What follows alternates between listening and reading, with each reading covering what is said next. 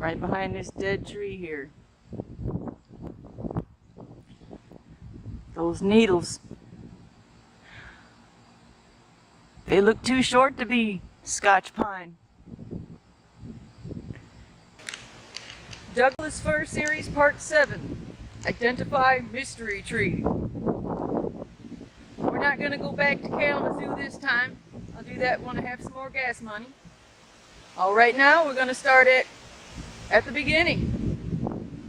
I went looking for a live tree and I did find one. Uncertain and still uncertain it's the same tree, but it appears I have found some pine needles and cones. They look a lot like Scotch pine, but yet there's something different about the needles. Now, I'm not saying that Steve's tree is wrong. I have a hunch that it is.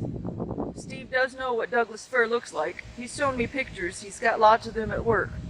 But I think that there's been a confusion with this tree at the forest we went to, because they're all planted in a row and they're all tall, and that makes a big difference, and it can lead to a lot of confusion. It's not the same as you would see in a yard or somewhere as a decorative tree. It's more like a plantation. So I've come back here and I've been looking around, and I found more than I did when I first came here on part 1. And there's the same branches, the same characteristics of this tree. The pine cones and the way the branches cluster up. There's a lot of signs that say Scotch pine, but these needles are kind of curly. The cones seem to be Scotch pine. I'll show you.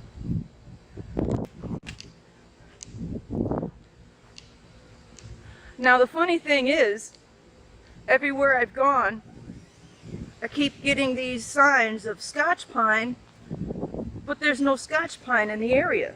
Same at Steve's. There's all these signs of Scotch pine, but no Scotch pine in the area. Maybe there is Scotch pine, just no orange. It might help if I turn my lights off.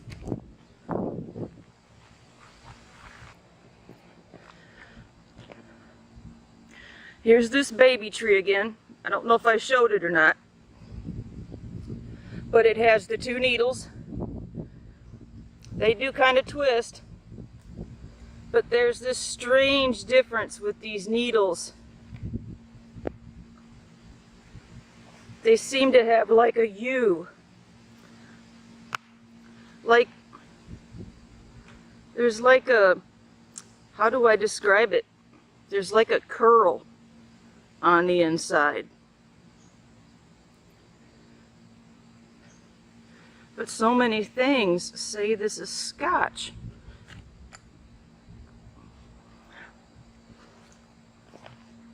That one's definitely a white pine. Now here's this dead tree.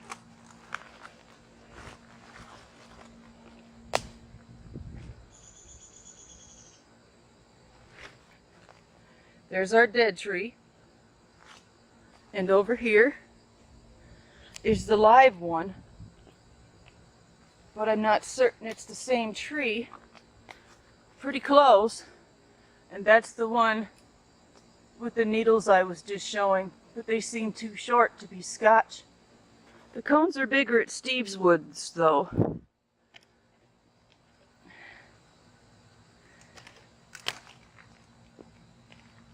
But those are the same cones, the same curly pattern with the twigs. There's your cone attached to the branch again. And another.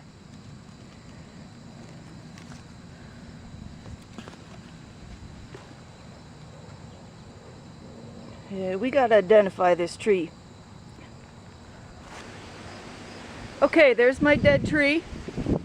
You follow it all the way to here, and we've reached the top of it. Very similar to Steve's. Same pattern. same cones, same way the cones hang off of the branch.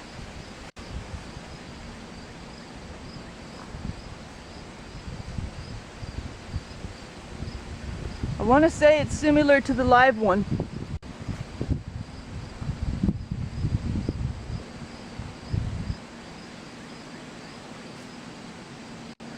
They seem awful small, but something I noticed in Steve's video is there was some orange, and I'll show that. Ooh, this one got child or something.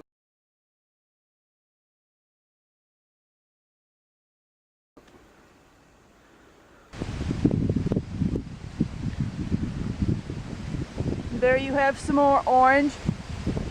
Maybe, just a hunch, that these are Scotch pine. I noticed on Steve's video that just like mine, the cones curl and point towards the tree. See how they curl and point towards the tree? That way? That is a way to distinguish the Scotch and the jack pine. The jack pine points away from the tree, and the Scotch pine points toward. I've been finding all these signs of Scotch pine, but there's no Scotch pine in Steve or mine's woods. Maybe there is, and we just didn't know it. Maybe? There you go again, curling and pointing towards the tree. And a way to distinguish the red pine cone from the Scotch pine cone is the red pine has an egg shape while the Scotch pine has an egg shape with a point. Right here I see some more maybe possible orange and that curly branch pattern that we're used to seeing with Scotch pines in yards. Yeah, I see maybe some orange, maybe not. It's really hard to tell. I noticed when Steve was pointing out some of the brown patches on his trees, maybe that used to be orange. Maybe, just maybe, when a Scotch pine is in with so many more trees and not in a yard, they grow up more straight and less orange maybe?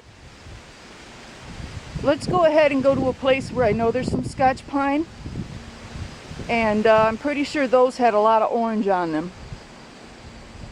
Let's go get some pictures over there, and then maybe from there we'll go back to the Kellogg Forest, because I seen in one of my videos some dead Scotch pine that looked very similar to my dead trees here.